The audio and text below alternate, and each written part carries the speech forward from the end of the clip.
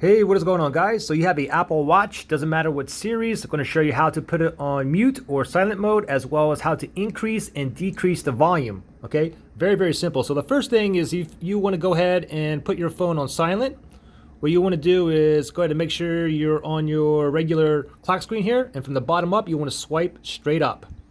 From here you can mute and unmute right here. Okay, also if you want to increase or decrease the volume, what you got to do is click on the crown here, click it again, and when you see your apps here, you want to go to your settings app right here.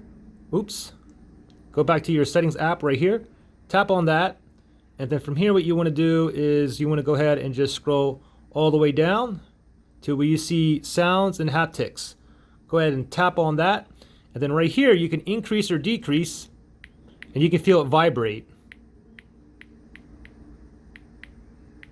And of course, if I go all the way down like this, where there's nothing on here, basically is just going to leave it on vibrate. Okay, you can also put it on silent mode from here as well. So if I put it on silent mode here, it's also going to show up when I go ahead and swipe up.